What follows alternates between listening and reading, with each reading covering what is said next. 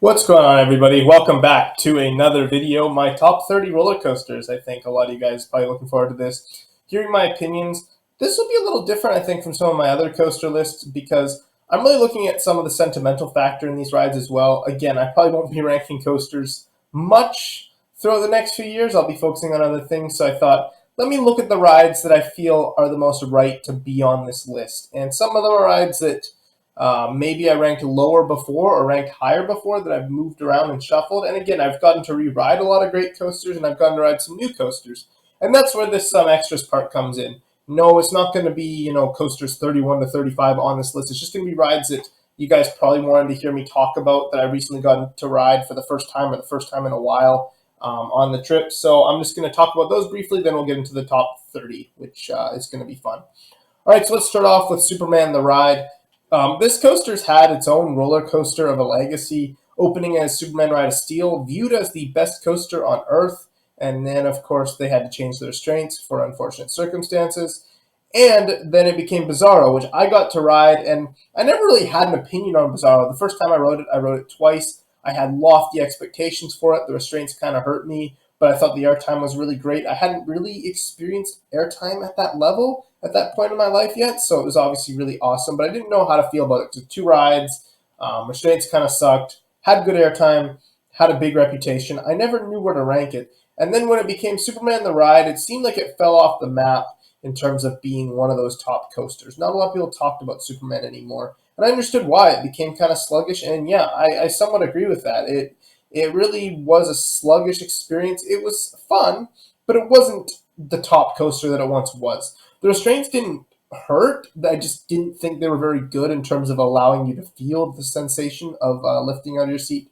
But some of those airtime hills are still really strong and really good moments of airtime. And it's a fun ride. It's definitely a good hyper coaster, but it's not the elite super coaster that it once was. All right, next up is Jersey Devil Coaster. I ended up liking this ride a lot more than I thought I would. It felt like the consensus was this ride kind of sucks for whatever reason, at least by RMC standards.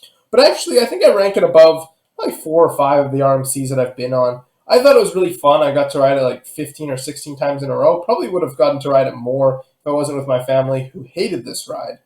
My family hated Jersey Devil Coaster, so they were kind of disgusted by the thought of me riding it that many times. But I personally thought it was a pretty intense, pretty good coaster filled with airtime. Maybe not RMC's strongest ride by any means, but it's still a great ride. And honestly, it might be my favorite of these 4 coasters that just missed the list that I got to ride. All right, next up is Phoenix. A lot of people probably wanted me to talk about Phoenix. I've never been on it until this year. It's drawn a lot of comparisons to Coaster at Playland, which is a park that's not too far from me. And Phoenix has always been the more famous of the two, although it seems like by the time my coaster days were coming to an end, it seemed like Coaster was kind of taking the spotlight. Phoenix is definitely the prettier ride, but it's not the better ride. Even though Coaster apparently has seatbelts now, which I will find out when I re-ride it by the end of this summer. But Phoenix, it's just kind of good. The airtime isn't as strong. It's not as plentiful. There aren't as many great moments of airtime on Phoenix as Coaster, which we'll talk about later in the video. It just kind of left me feeling whatever. I loved Knoebels as a park. There was a lot of cool things to see and do, some great flat rides.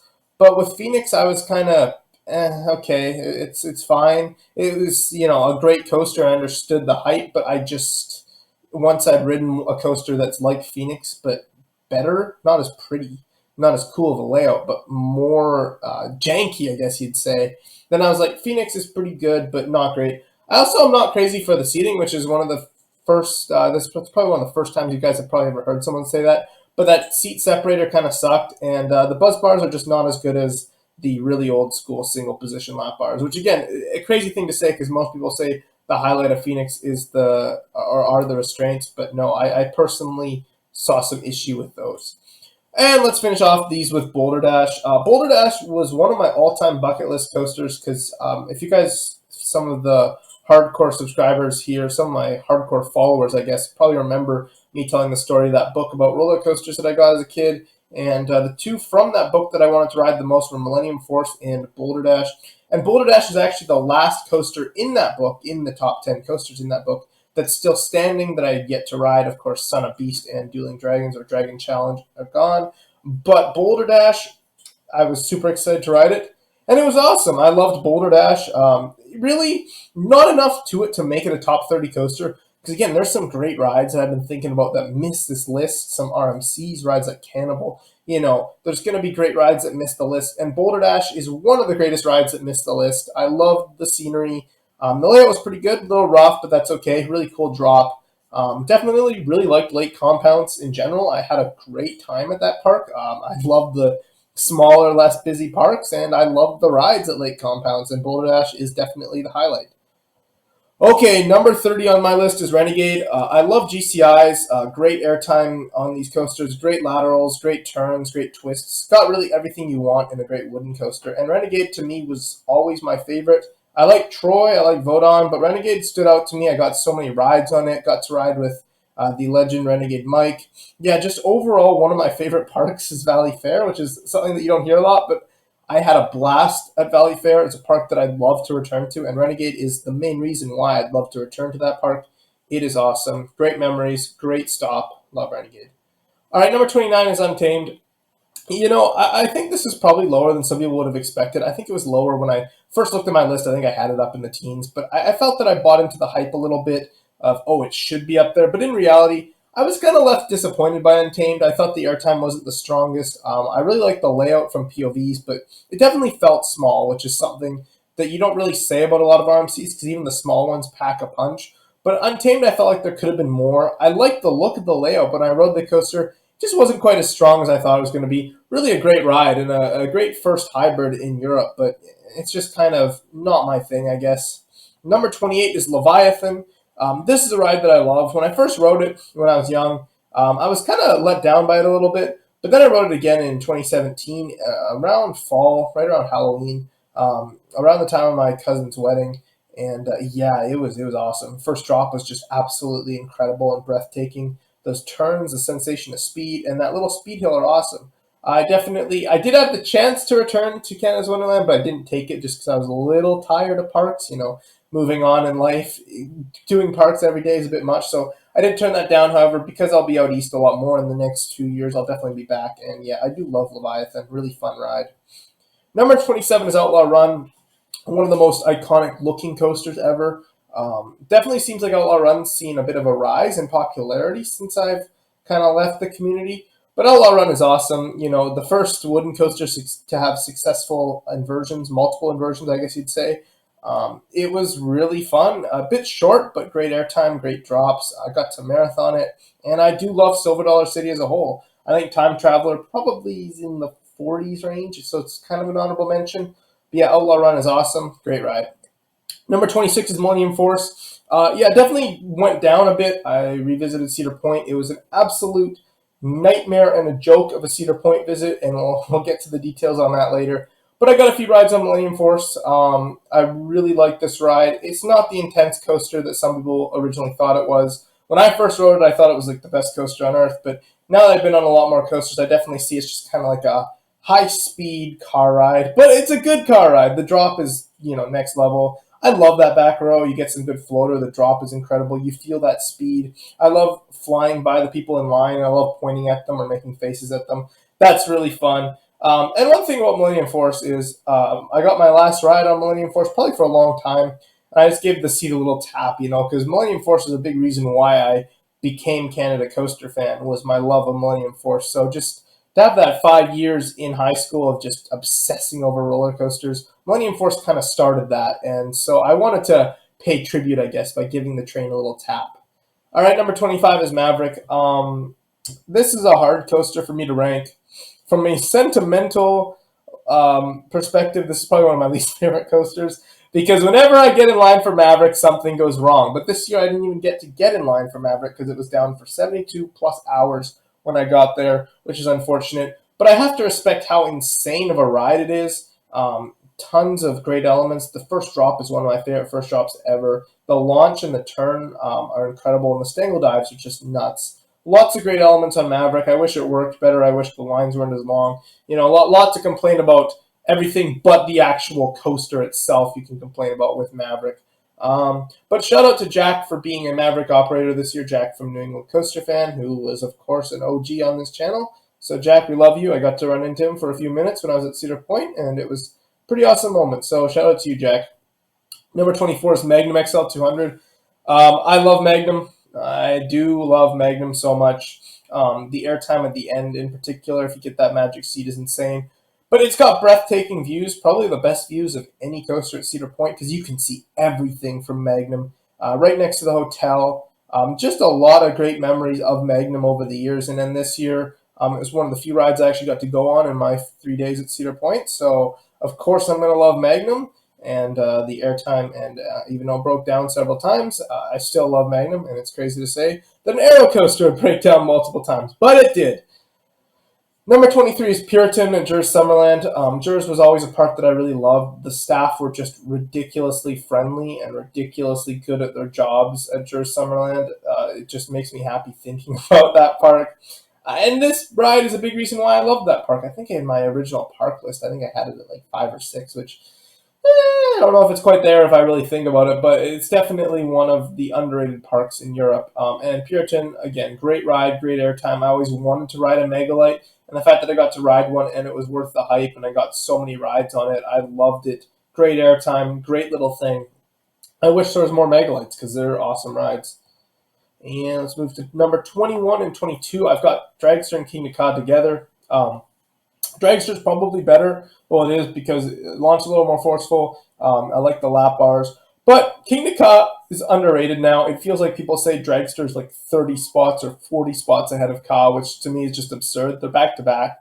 They both provide insane rides. The launch in the front row is just unbelievable. I, of course, didn't get to ride Dragster this year, but I got to ride Ka 3 times in the front row, and it was just absolutely incredible, and it was one of the best coaster experiences you can have. It's, the tallest coaster on Earth and one of the fastest, so Dragster and King Ka, incredible combination of rides, very similar. One's got the different restraints, but it's slightly taller, it's got the hill at the end. I don't know. I love both these rides, so I don't feel the need to differentiate them like some people will differentiate them by like 20 or 30 spots, and I just don't get that.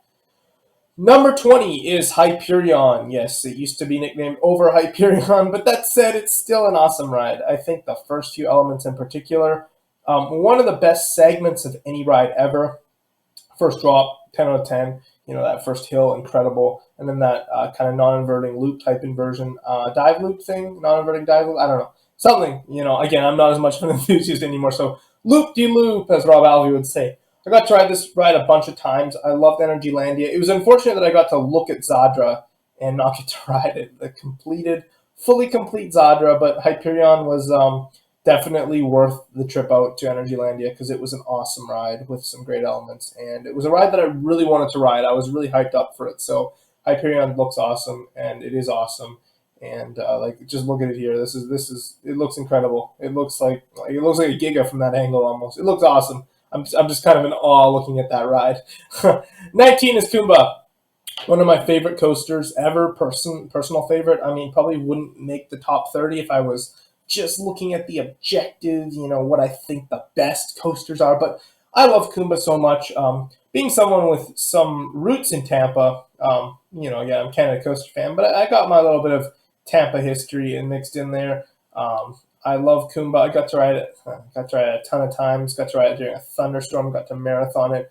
Back row. It's a super intense ride. It's a ride that doesn't look like it'd be one of the best. I've ridden so many of those floorless coasters and I'm kind of whatever on them, but Kumba was one of the best. And riding it in Montu back to back, very similar rides, but Kumba always had the edge for me and had the edge for my family as well. My family loved Kumba for a long time.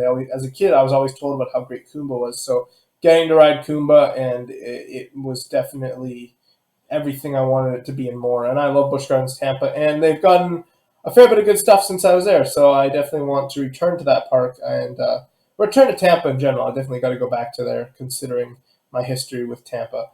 18 is Wicked Cyclone. I got to ride this coaster, and it was a huge riser for me. 18 feels a little low, but I don't know. I guess I got 17 rides above it that are just so good. But Wicked Cyclone, I loved it. I think it was my first coaster of the trip. Yeah, I rode it in Prince Edward Island. I rode a little Schwertkernon coaster, but it's my first major coaster in a long time, in almost 3 years. And yeah, it definitely showed me why I loved coasters in the first place. I loved every second of Wicked Cyclone. I thought it was an awesome ride. The airtime was great. It had a great layout. When I first rode Wicked Cyclone, I kind of felt it was overrated. It was opening year and it was getting all the hype. And I don't know, I liked a lot of other RMCs more, but it ended up jumping a bunch of RMCs in my rankings and a bunch of coasters in general. And it's one of those rides that I just could ride all day. I loved it so much. I do love Wicked Cyclone. Great layout, really fun ride. It's really stood the test of time. 7 years after I rode it for the first time, and it actually exceeded my expectations of it, what I remembered of it. So, gotta give a shout out to Wicked Cyclone. Number 17, the RMC Small Raptors. I've ridden Wonder Woman and I've ridden RailBlazer. And it's kind of unfortunate that I haven't ridden Stunt Pilot yet, because if you guys remember, I used to consider Silverwood my home park, so I never actually went to Playland as a kid, but I went to Silverwood all the time. It was like a 6-hour drive, but we made the drive. I have a lot of great memories of Silverwood, but since I started the channel, I haven't been back. So I went to Silverwood like right around the time I started the channel for the last time, and then I haven't been back. And I went with my one friend that I recently regained contact with him, and so maybe one day we'll do a Silverwood trip together, because, yeah, I have a lot of great memories with him, and we hadn't been able to contact each other for a few years, but now we're talking again, so maybe we'll go back to Silverwood. But rant over, these rides are awesome. Great first drop, great airtime, really intense ride. I actually like these in the front, which is a really unpopular opinion. It seems like the back row is the place to be for these, but I don't know. I love these rides. I got to ride RailBlazer like 15 times, and it was actually my 600th coaster, and I got to ride with some of my closest friends. So I'll never forget that day, and I'll just never forget how much I love these rides. Number 16 is Twisted Colossus. Oh, God. It feels low because I love Twisted Colossus, but again, there's so many great rides. Twisted Colossus is one of those rides that every time I rode it, I liked it even more. I was expecting to like it less, but I liked it more each time, and it just was so awesome. I love the Mobius loop type thing. I love that you get to go around both sides. It's a really unique thing that you don't see on a lot of coasters, and it's really cool that way.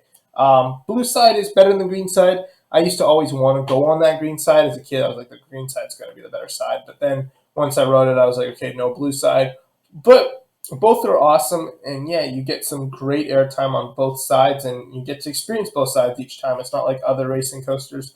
And to be fair, the credit whore in me would be like, oh, I wish it was 2 credits and there's 2 sides. But what they did was awesome. And at the time, it was even more awesome. We hadn't really seen anything like this. This was another step in RMC's, dominance, was creating a ride like this. This was one of their bigger coasters at the time. And it's just crazy to me to look at this. And when I first saw it, it was like, holy crap, this could be the best coaster in the world. Now this looks like an early days, smaller RMC. So crazy how much they've evolved. Number 15 is Schwertkernon. This was a ride that I became really well known for being the biggest champion of in the, in the North American coaster circles. Over in Europe, the people that got to ride it, they loved it. But when I rode it for the first time, 2017, it was my first coaster on the trip, and I wasn't really expecting much from it. I kind of viewed Hansa Park as one of the more expendable parks, and I ended up just being blown away to the point where I compared it to some rides that are definitely better than it. But I was like, this is, it's one of my favorite coasters ever. This is top 5 material, top 10 for sure. And then I rewrote it 2 years later, and it was still so awesome, but I don't think it quite met up to the expectations I set years before, where I said, oh, it's just at the level of, and then I listed off some coasters that you'll see in my top 5 here. So Schwertkernon, absolutely, though, one of the coolest rides, one of the best first drops. Really intense, great airtime. And again, I want to put it higher, but ultimately it seems like 15 is about the spot for this ride. Okay, number 14, Fury 325. Oh my god, what are you doing, Ryan? So people will probably think this is either too low or too high, because a lot of people will view this as a top 10 coaster, as they should probably, and are like, why isn't it in the top 10? But other people remember I used to have this coaster with a lower coaster count, probably around 18 or 19.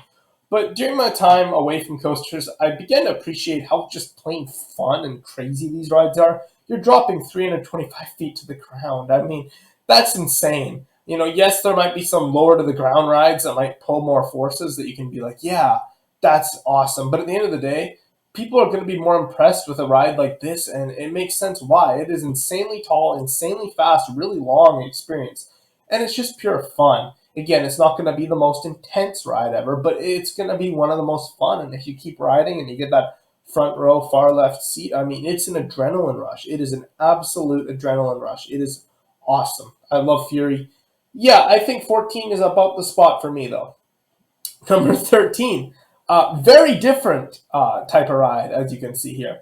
This is Coaster at Peony Playland, which apparently recently got seatbelts, which, But anyways, Coaster is awesome. It's the smallest, I think it's the smallest coaster on this list. It's got to be, and probably the slowest. But those restraints, those single position lap bars allow for some of the craziest airtime you will ever experience in that back row.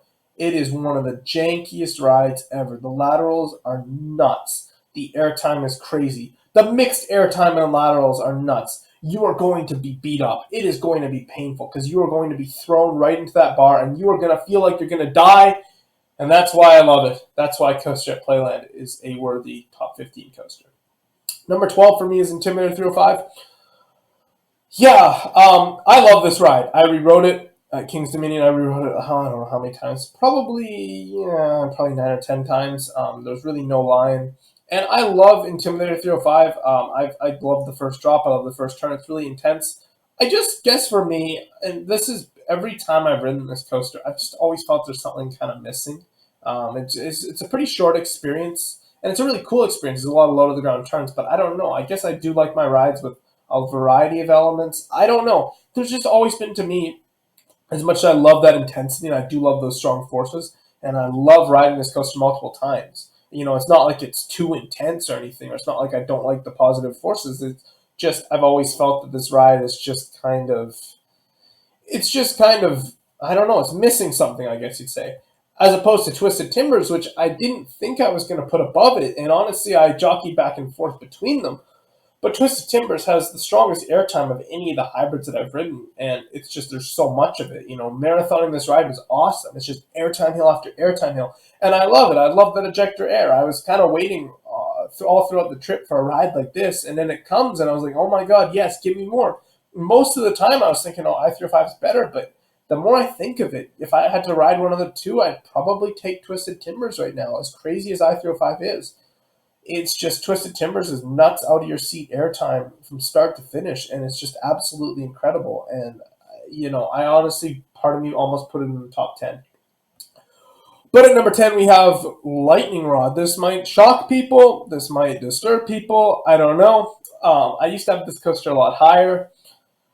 My reasoning with Lightning Rod is I got to ride it 3 times, which is a fair bit, but it was opening year. It was down for most of the day. I rode it once after a long wait in the morning. Then it broke down like two runs after me, so I was lucky. And then it came back on for like the last hour of the day. It was really crazy, but I do not really remember it that much at all. My first couple of years as a coaster enthusiast, everything was kind of a blur to me. I was still getting used to everything. I wasn't as analytical yet. So I don't know. With Lightning Rod, I could definitely use a re-ride, but from what I understand, I haven't been keeping up as much. It's went through a fair bit of changes, I guess is the easiest way of putting it. So I don't know. Lightning Rod's kind of a mystery to me. Remember what I said at the beginning of the video about Bizarro, where I didn't really get a solid opinion? For Lightning Rod, I just remember the quad down being the most just absolutely insane thing that I could ever remember, but I really barely remember being on this ride. For as crazy of a ride as it is, I just do not remember it like I should, and like I remember the rest of my top 15 coasters. Number 9 is Helix. This is one that's moved up a little bit for me in the same vein as Fury because it's just got so much. You think of roller coasters. Helix is the roller coaster. It just has everything that makes a roller coaster awesome. I guess maybe not really a good drop, but like the inversions, the launches, the airtime, the hills, the turns, the positives. It's just got a mix of everything. And it's just such a great piece of engineering. You look at how much it packs in there. It's a really crazy ride. It's a unique ride. There's not a lot like it, and it's become underrated in the coaster community lately. I mean, Helix is just everything you want in a coaster, and it's honestly one of those rides that get me on it. Like right now, I would absolutely love to be back on Helix, because for me, it's absolutely a top 10 coaster. I think it's absolutely incredible. I could not stop raving about this ride. I also have a fidget spinner from Helix, which I still keep. Fidget spinners were a thing during the year that I went to Helix, and so was European Fanta. Number 8, Wildfire. Yeah, Wildfire. I kind of jockeyed between Wildfire and Helix, but I ended up giving the tiebreaker to Wildfire because I remember liking Wildfire better at the time, but part of me thinks, there's nothing like Helix. But Wildfire's awesome. I remember having the shirt that said the greatest wood coaster on earth. In fact, I still think I have that shirt. I have sewn, my mom has sewn together most of my shirts, so I don't wear them anymore. But Wildfire is one of those ones that just beautiful ride. One of the most beautiful rides ever built. Incredible views, incredible drop, incredible everything. Incredible is the word you could use to describe Wildfire because it is absolutely nuts. I cannot rave about Wildfire enough. But Wildfire is just, oh my god, it is perfect ride. Incredible elements. That stall, the inversions, the first drop. Oh my god, so good. Number 7 is Let Coaster. This is probably either a surprise or something you guys all saw coming. I loved this coaster so much the first time I rode it. It is kind of the perfect coaster for me. It's kind of me in a coaster. I mentioned how much I loved Kumba, and my dad made a comparison between this and Kumba, and I actually kind of saw it. Lek was one of those rides where I felt the positive forces getting to me, like an Intimidator 305, and it was much smaller. The whippy transitions, the airtime. To me, it was what everyone raves about Maverick in a Polish Vekoma coaster, and yeah, I got about 20 rides. I think I got more. I got like 25 rides. They were kind of freaked out at how many times I was riding it. They said, you at least have to go back around. But this ride was awesome. I would love to. Again, I have a newfound appreciation for these smaller parks with only one major coaster. I would absolutely love to be, back riding Let Coaster again, compared to a lot of the other rides in here, just because you can keep going around. And it was just a really awesome ride. I got a few magnets of it. I remember giving them to my friends. I was like, yeah, let's get one of each of these magnets. I remember, I had 2 Let Coaster shirts. I'm pretty sure. So I loved Let Coaster, and I still do to this day. Let Coaster is awesome. Number 6 is X2. There was like a brief point in time where I had this coaster a lot higher, but X2 is just absolutely one of the craziest steel coasters ever built. It's nuts. Look at it. Look at that. Look at that. That's all you need to see. That drop is just one of the best drops ever, and the intense forces on it. Just the intense forces throughout the Raven turn. It's unique. It's kind of painful. It's crazy. It set the bar for just insane roller coasters. And yeah, X2, like, insane is almost underselling how crazy this ride is. And apparently the ones over in Asia are crazier, so that's something to look forward to eventually, right? Number 5 is El Toro. This was a coaster that I re-rode for the first time in, is it been 7 years? Six and a half, I think. Yeah, so 6.5 years. And it was a ride that I remember buzzing about at the time I first rode it. It was a ride that I spent years on the channel talking about how great it was. And re-riding it again, it was awesome. El Toro was what I remembered it was. It was an incredible ride. Awesome first drop. Ejector over those hills. The Rolling Thunder Hill was actually better than I remembered, which is crazy. I remembered the first time I rode it, it just kind of felt like another one of the great hills. But this time around, it was just absolutely pulling those negative Gs. Yeah, El Toro is just a ride that hauls, and it's awesome. Number 4 is Skyrush. Yes, it actually passed El Toro. It was my favorite new coaster that I rode. Wait, did I say favorite new coaster? It was, yeah, I don't even know what I'm talking about. It was my favorite coaster that I hadn't ridden in, what was it, 7 years, something like that. It was a long time since I'd ridden Skyrush, so it felt like a new coaster experience to me. And yeah, Skyrush was awesome. That first drop is just, it's crazy. I've seen it described as a lot of things, like a car crash or whatever. It's definitely similar to that. The forces were nuts. I know the restraints are painful, but it's absolutely worth it because that ejector airtime is just next level. The laterals are next level. You kind of want to get off, but it's also just absolutely insane. And each ride got better and better and better. And I love Skyrush. Just one of the craziest rides ever built, and definitely top 5 worthy. Okay, number 3 is Steel Vengeance. I'm going to duck. I've been known to be one of this ride's champions for a long time. I always said it was the best coaster ever built. And I think I still stand by that. Everything that you want in a roller coaster is on Steel Vengeance. It's kind of the pinnacle of great roller coasters. The airtime is awesome. There's so much of it. There's so many great elements. This time around, I only got to ride it like 3 or 4 times, despite having a Fast Lane Plus on the second day. That's how much it broke down and how much everything at Cedar Point broke down. But I got to ride with some first timers, which is really cool. They were kind of, I guess, fledgling coaster enthusiasts. So they're asking me a lot of questions about the rides that I'd ridden. And so then I was like, guys, I promise you, because they were a little worried they were overhyping it because they were a little disappointed by the rides they rode in the morning, like Millennium and Gatekeeper. But I told them, you're not overhyping it. It's going to be that good. And Yeah, I remember halfway through the ride, the one guy yelled, "It's blown away my expectations," which is just absolutely awesome to see. Yeah, it's Steel Vengeance. It's again, I can't rave about it enough. And if it's your number one coaster, I get it. It was my number one for most of my time too. So since the day I wrote it, but ultimately I have two above it, and I'll explain why those two are above it. Number two is Expedition GForce. Expedition GForce is just, unreal. It's a ride that I rode for the first time in 2017, and I was blown away because I almost felt that I was going to be overhyping it going in. And it ended up, again, it exceeded those expectations. I rode it in the rain. That first drop was just as good as everyone said it was, and the airtime was awesome. And I just loved that first drop, and everything was what that first drop to me, and riding in the rain and getting 13 rides. And then in 2019, I went back to Germany and got to ride it. And to me, it became more about the rest of the ride, like those airtime hills. I liked them a lot more this time. It was sunny this time, so it wasn't rainy, but it was also hot, and the ride was running probably even better. And I was blown away by how this classic Intamin German coaster that's not super big. It looks imposing, but it's not super big compared to some of the other top coasters in the world.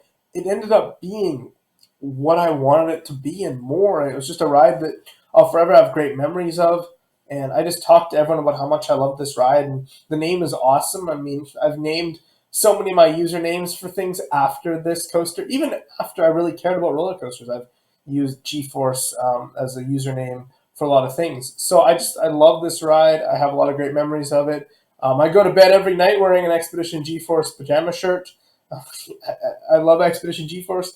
It's such a fun ride, and it was almost my number one, but I went with Voyage at one.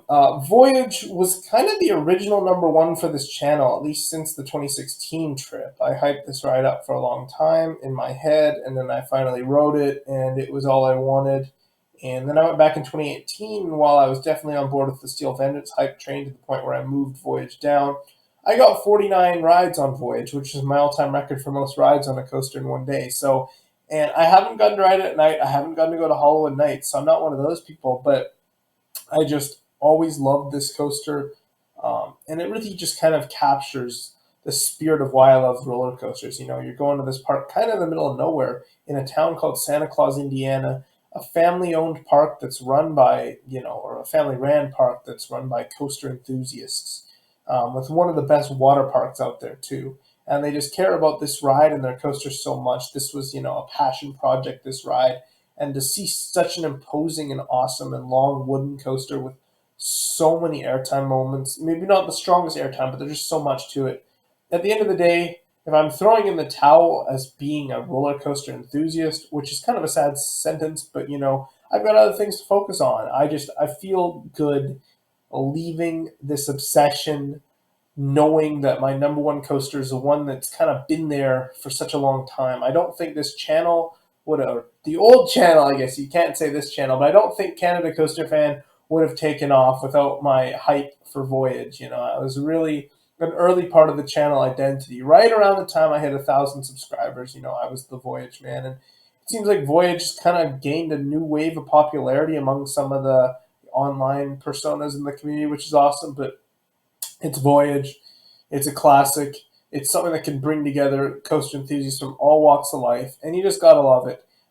Again, you can say a ride like Steel Vengeance is the best coaster in the world, and I would agree.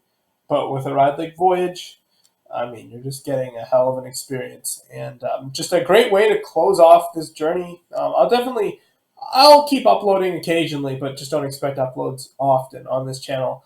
But I just feel it's a great way to end this chapter by talking about Voyage because it was such a big part of this channel's history. Wow. Okay, that was actually a lot more difficult than I thought it would be. Both in terms of talking for so long.